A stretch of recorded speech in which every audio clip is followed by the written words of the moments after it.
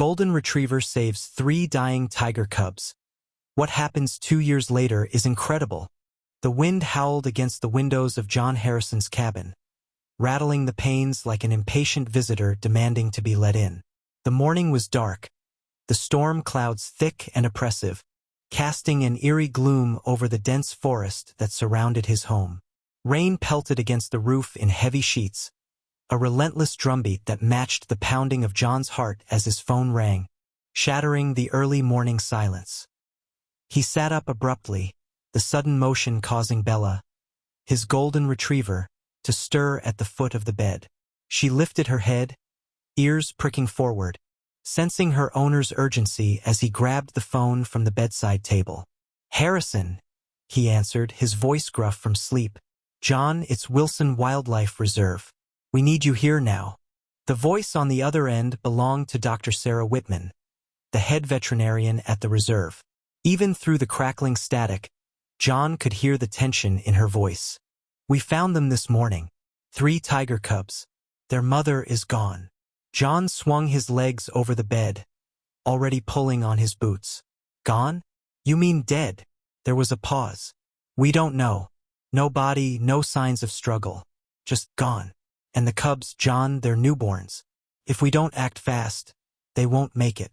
Bella hopped off the bed, tail wagging as she followed John through the small cabin. She had been with him for 7 years, through every rescue mission, every heartbreak, and every moment of triumph. She knew the tone in his voice, the urgency in his movements. Something was wrong. "I'm on my way," John said, grabbing his raincoat.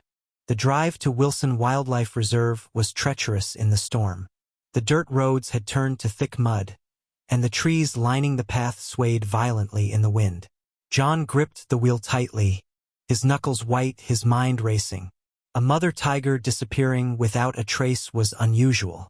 Tigers were fiercely protective of their young. They didn't just abandon them. When he finally pulled up to the reserve, the rain had slowed, but the sky remained a brooding gray. The moment he stepped out of his truck, Sarah was there, her face tight with worry. "Come on," she said, leading him inside. The medical bay was warm compared to the storm outside, the scent of antiseptic and damp fur filling the air. In the center of the room, nestled together in a heated enclosure, were 3 tiny, fragile cubs. Their fur was damp, their stripes faint against their soft bodies, and their eyes were barely open. They whimpered softly, their tiny paws twitching as they huddled together for warmth. "They're dehydrated and weak," Sarah said, running a gentle hand over one of the cubs' backs. "We've started them on formula, but it's not enough. They need constant warmth, contact, something more than just survival." John had seen orphaned animals before. Some took to human care easily. Others faded away, their instinctual need for a mother overpowering even the best human intervention. His gaze drifted to Bella, who was watching the cubs with quiet intensity. Her ears twitched as they whimpered again. And then, before John could stop her, she stepped forward, lowering her head into the enclosure. "Bella," John warned, but Sarah held up a hand. "Wait." Bella sniffed the tiny cubs, her wet nose brushing against their fur. One of them, the smallest, let out a tiny, broken sound, a cry barely louder than the whisper of wind against the windows. Without hesitation, Bella began licking him, her tongue moving in slow, rhythmic strokes. The cub stilled, then let out a small, contented sigh. The other 2 pressed closer, their bodies instinctively drawn to her warmth. Sarah sucked in a breath. "John!" But he was already kneeling beside Bella, watching in awe. He had seen her with puppies before, with abandoned fawns and frightened kits, but this was different.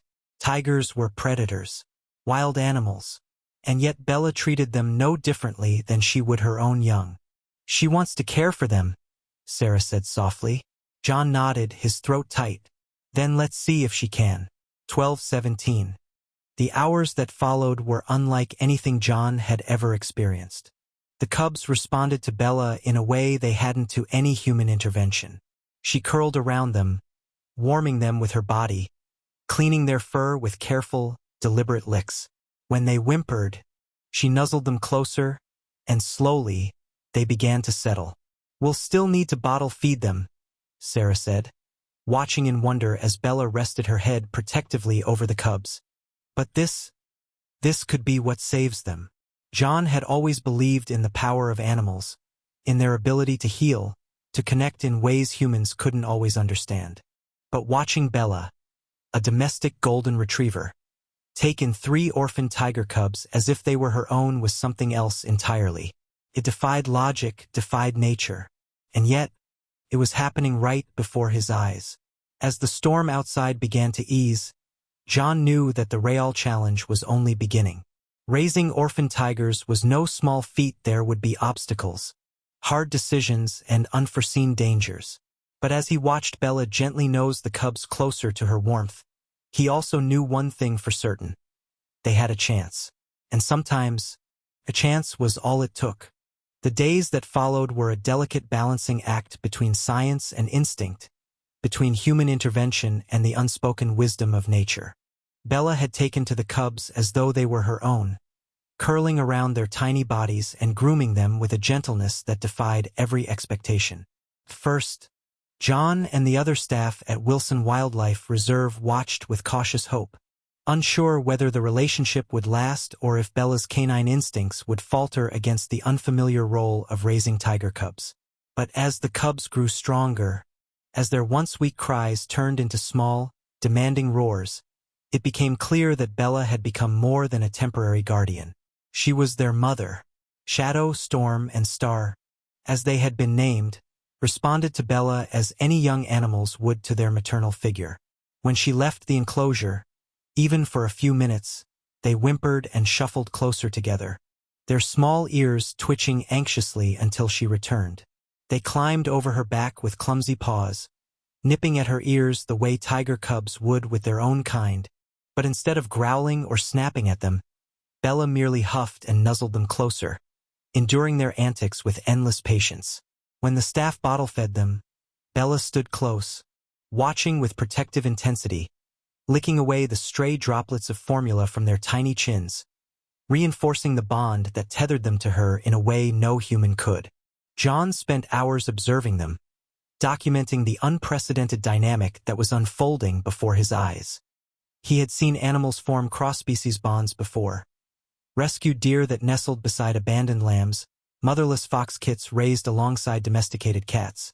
But this was something else entirely. Tigers were apex predators, their instincts hardwired for survival. And yet these cubs were growing under the nurturing presence of a golden retriever, learning behaviors that had never been recorded in the wild. It raised questions. What would they be like when they grew older? Would they retain Bella's gentle influence? Or would the call of the wild eventually overtake the lessons they were learning now? The reserve staff debated endlessly about the best course of action. Some argued that the cubs needed to be introduced to their own kind as soon as possible, that prolonged exposure to Bella could cause them to develop unnatural habits. Others, including John, believed the bond was too valuable to sever prematurely. The cubs needed time.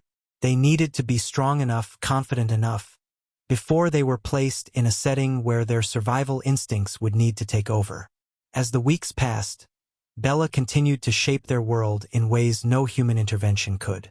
She taught them how to play, her tail wagging as she engaged them in gentle wrestling matches, always letting them win. 12-17. She disciplined them when they bit too hard, emitting a short, firm bark that startled them into obedience. She comforted them when they cried, her warm body a constant presence that told them they were safe. And yet, despite all the ways she had molded them, the cubs remained unmistakably tigers. Their claws extended instinctively when they pounced. Their small roars grew louder as their confidence built, and their playful swipes carried the promise of the strength they would one day wield. It became evident that the next step was unavoidable. The reserve needed to integrate them into an environment where they could observe and interact with adult tigers. It was a necessary shift, one that had to be made carefully, delicately, to ensure the cubs retained their natural instincts while preserving the bond they had formed with Bella. John and Sarah worked tirelessly to create a transitional space, a specialized enclosure that allowed the cubs to remain with Bella while also introducing them to the sights, sounds, and smells of their own kind. Maya, an elder tigress who had lived at the reserve for over a decade, became the key to their plan. Unlike the other tigers, who remained wary of humans and uninterested in the presence of other species, Maya had a quiet curiosity about the world beyond her own. She watched the cubs from a distance, her amber eyes calculating, her massive body moving with slow, deliberate grace as she observed them through the barriers that separated her space from theirs. The first meeting between Bella, the cubs, and Maya was one that left even the most experienced members of the reserve breathless with uncertainty. Bella stood protectively over her adopted young as the gates separating them from Maya's enclosure were cautiously opened, allowing the tigress to approach. The cubs hesitated at first, huddling close to Bella's fur, their tiny bodies tensed with uncertainty. Maya stepped forward, her powerful frame casting a long shadow over the smaller creatures before her. She lowered her head, sniffing the air between them, her ears flicking as she took in their scent. For a moment, John feared the worst, that Maya would reject them, that she would view them as outsiders rather than kin. But then, with a deep, rumbling chuff, Maya exhaled warmly toward the cubs, a sound of recognition, of tentative acceptance. Shadow, the boldest of the three, took an uncertain step forward, mirroring her movement with an instinct he did not fully understand. Maya chuffed again, lowering herself onto her haunches, giving the cubs the chance to come closer. Bella remained still, watching with careful eyes but showing no fear. Perhaps, in the way that only animals could, she understood that this moment was necessary, that the cubs she had raised as her own were now standing at the threshold of a world she could not fully prepare them for. Slowly, Star and Storm followed Shadow's lead, approaching Maya with cautious fascination. The tigress allowed them to touch her massive paws with their small ones, let them bat curiously at the stripes that marked her face. John released a breath he hadn't realized he was holding. It was working. Over the next several days, the introductions continued. The cubs split their time between Bella's warmth and the growing familiarity of Maya's presence. They learned from both mothers in different ways, Bella's patience, Maya's strength. And though the transition was gradual, it was clear that the cubs were beginning to understand who they were meant to be. Yet, even as they took their first steps toward independence, their bond with Bella remained unshaken. When playtime with Maya ended, they always returned to Bella's side, rubbing against her, seeking the comfort of the only mother they had ever known. Bella, in turn, accepted them without hesitation, licking their ears, curling around them as they drifted into sleep, her body the anchor that tethered them between two worlds. John knew the challenges were far from over. 12:17. There would be moments of struggle, moments where instinct and nurture clashed in ways he could not predict. But as he watched Bella lying in the soft grass, 3 tiger cubs nestled against her golden fur, he realized something profound. Family was not defined by blood, nor by species. It was shaped by love, by the invisible thread that bound hearts together across the vast and unpredictable wilderness of life. And if Bella could teach these cubs that love, if she could show them that strength and gentleness could exist side by side, then perhaps they would grow to be something the world had never seen before. Tigers who carried within them not only the power of the wild but the boundless heart of a golden retriever. The sky darkened ominously as the first rumbles of thunder echoed across the Wilson Wildlife Reserve. The air was thick with the scent of damp earth, heavy with the warning of an approaching storm. John stood at the edge of the tiger enclosure, his eyes fixed on the sky, watching as the wind stirred the treetops into a restless dance. He had seen storms like this before, violent, unrelenting, capable of turning the familiar landscape into a churning nightmare of wind and water. Bella, ever intuitive, stood beside him, her golden fur ruffled by the wind, her ears pricked forward in quiet anticipation. The tiger cubs, now nearly 6 months old, sensed the tension in the air, their playful energy subdued as they huddled near the rocks where they often sought shelter. Even Maya, the elder tigress, paced uneasily along the perimeter of the enclosure, her massive body moving with an unusual stiffness, her instincts sharpening as the first fat droplets of rain began to fall. The reserve had weathered storms before, but this one felt different. The meteorologists had warned of potential flooding, of winds strong enough to topple trees and wash out roads. John knew they had little time to prepare. He turned to Sarah, who stood beside him, her expression tight with concern. "We need to secure the lower enclosures," he said, already moving toward the supply shed where emergency barriers were stored. Sarah nodded, running toward the staff quarters to alert the team. The rain intensified quickly, turning the ground beneath their feet into thick, slippery mud. The wind howled through the trees, rattling the metal fences, making the entire reserve feel like a fragile thing teetering on the edge of chaos. Inside the enclosure, Bella remained close to the cubs, her body forming a protective barrier between them and the lashing wind.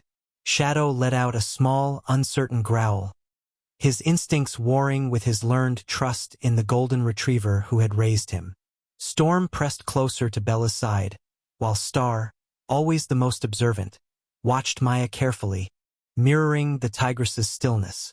Then, without warning, a crack of lightning split the sky, followed by an earth-shaking boom of thunder. The cubs startled, their small bodies tensing, their instincts screaming at them to run. Maya let out a deep, guttural sound, half warning, half reassurance, but the storm showed no mercy. John and the team worked as fast as they could, securing gates, reinforcing fences, ensuring that no animals were left in vulnerable areas.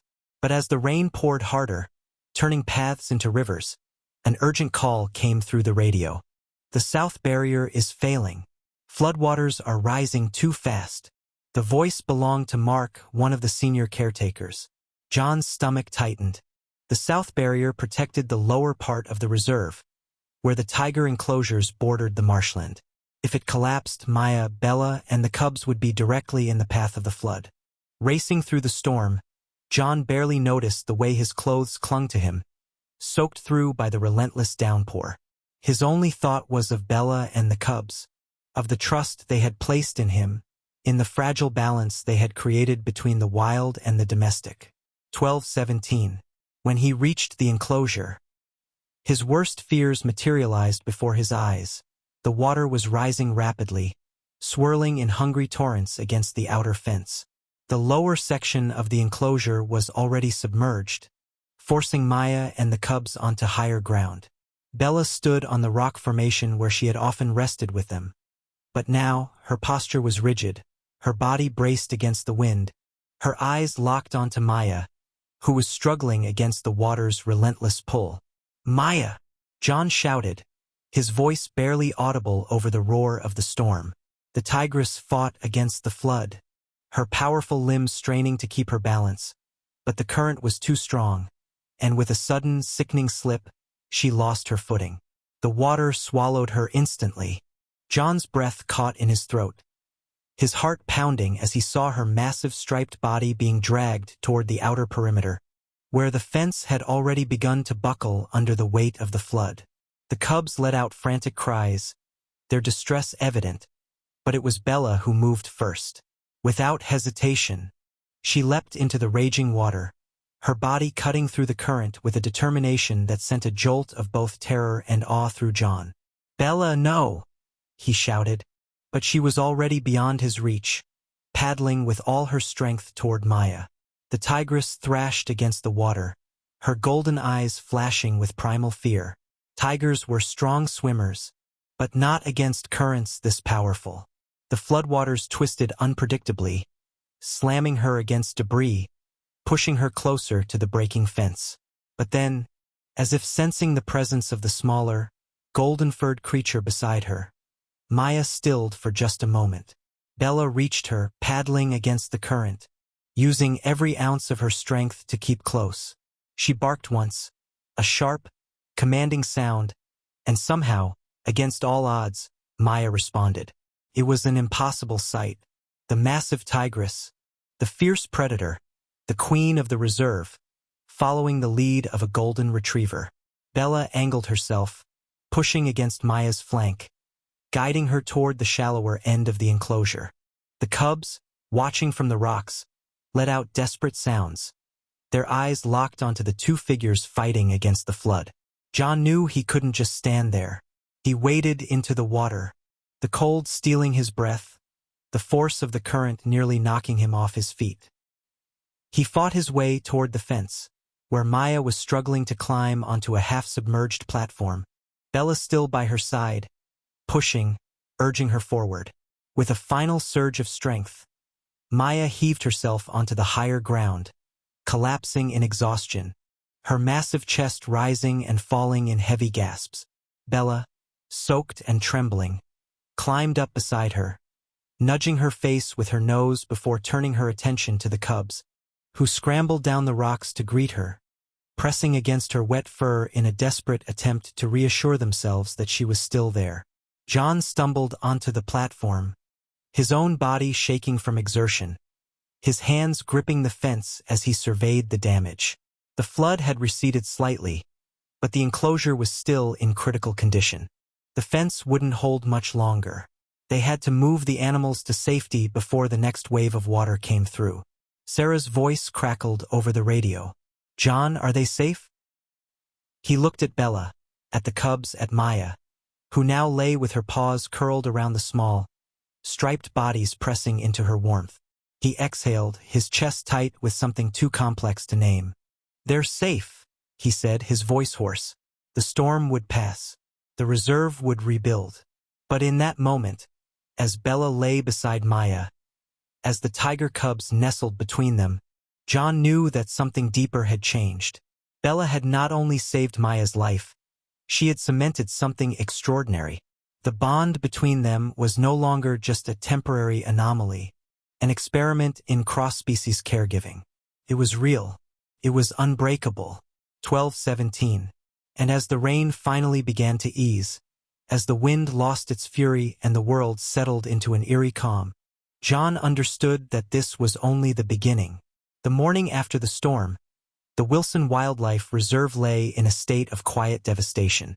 Fallen branches littered the pathways, pools of murky water reflected the gray sky, and the fences bore the scars of the flood, some bent under the pressure of debris that had slammed against them overnight. The air smelled of damp earth and fresh destruction, but amid the wreckage, life stirred.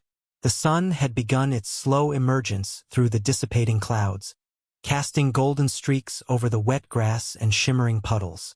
John Harrison stood at the edge of the tiger enclosure, his hands resting on his hips, exhaustion weighing down his every muscle.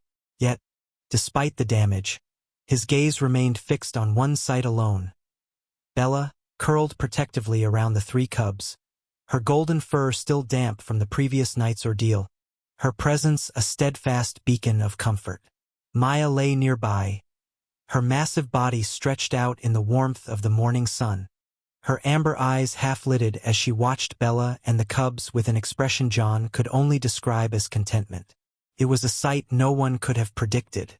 A dog and a tigress, two creatures who, by all logic, should have been nothing more than predator and prey, now bound together by something deeper than instinct. John had always believed in the intelligence of animals, in their capacity for connection beyond what science dictated. But watching Bella and Maya now, watching the way Maya allowed the cubs to press themselves against Bella even as she herself remained close, he realized they had crossed a threshold no one had anticipated. This wasn't just coexistence. It was family. Sarah approached, a clipboard tucked under one arm, her face still bearing traces of last night's exhaustion. "The damage isn't as bad as we thought," she said, exhaling. "We lost part of the lower fencing, but we can reinforce it before we relocate the animals." She followed John's gaze toward the unlikely family nestled in the morning sun. "They're inseparable now, aren't they?" John nodded. "I don't think separating them is an option anymore." Sarah sighed, rubbing the back of her neck. "That's what I was afraid of." It wasn't that she disapproved, far from it. Like John, she had watched this bond grow, had seen the way the cubs thrived under Bella's care, how even Maya had softened in the golden retriever's presence. But the logistics of it all were becoming increasingly complicated. The cubs were growing fast, their bodies developing the strength and instincts of true tigers. Eventually, they would outmatch Bella in size and power, and yet separating them too soon, forcing them into a transition before they were ready, could undo everything they had built. "We need a plan," Sarah continued. "They can't stay like this forever. Sooner or later, the cubs will need to be integrated into the larger tiger population. We've already seen signs of their natural instincts developing. They're playing rougher, using their claws more, showing early stalking behaviors." She hesitated before adding, "We need to think about Bella's safety too." John didn't answer right away. He knew Sarah was right. The cubs were still young, but nature wouldn't wait forever. Instinct would take over whether they wanted it to or not. Even now, he could see it, the way Shadow crouched lower before pouncing, the way Storm's playful swipes had become more precise, the way Star watched everything with an intensity that went beyond simple curiosity. These weren't domestic animals. They were tigers. And yet, when Bella nuzzled them, when she rolled onto her back and let them clamber over her, when she licked their fur with the same tenderness she had shown them since the moment they had first nestled against her warmth, they were still her cubs. 12:17. Maya stirred then, lifting her head slightly, her gaze locking onto John as if she could sense the conversation, as if she knew that the humans were deciding the future of the strange, blended family she had found herself a part of. Then, slowly, she pushed herself to her feet and crossed the space between them, stepping over the cubs without hesitation until she stood beside Bella. For a moment, neither animal moved. Bella tilted her head, looking up at the tigress, unafraid. Maya exhaled a deep, rumbling breath before, in a movement so natural yet so startling. She pressed her nose gently against Bella's head. It was not an act of dominance, nor a warning. It was something else entirely, a gesture of understanding, of acceptance. John felt something tighten in his chest. "They're co-parenting," he said finally, his voice quiet with realization. Sarah turned to him, eyebrows raised. "What?" John gestured toward them. "It's not just Bella anymore. Maya's taking responsibility too. Look at her. She's acknowledging Bella's role, not rejecting it.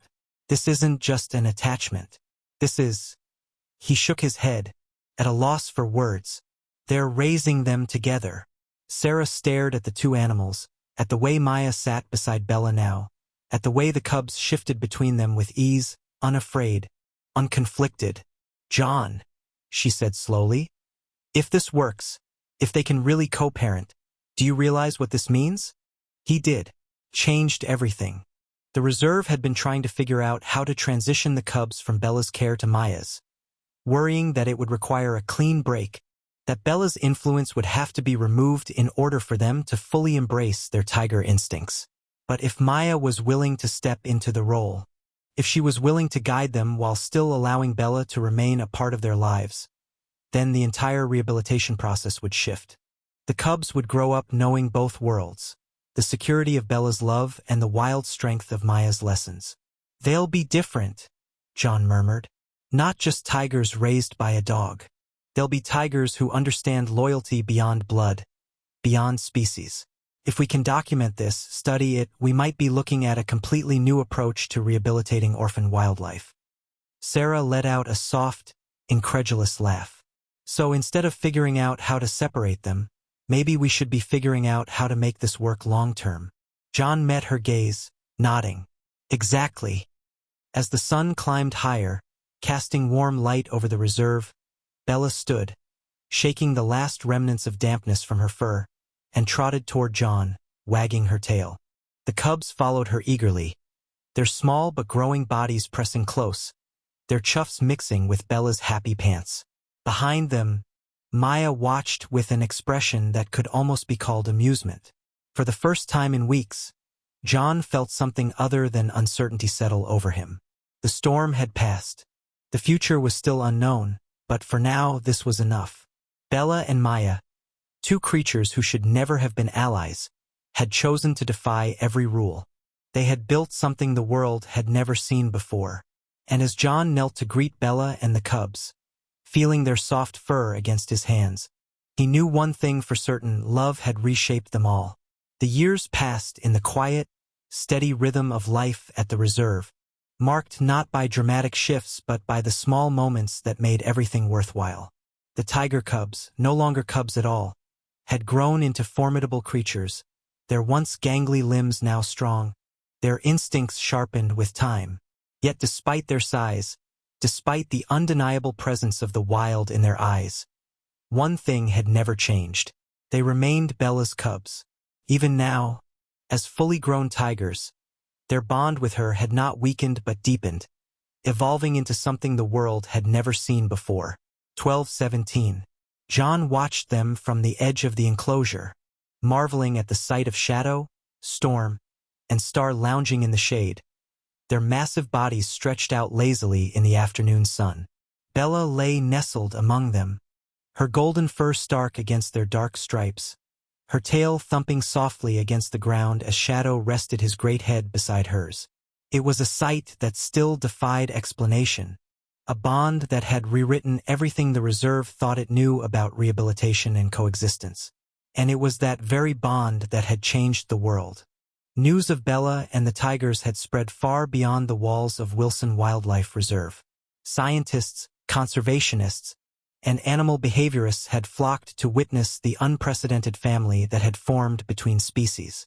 Research papers had been written, documentaries filmed, debates sparked in academic circles about what it all meant.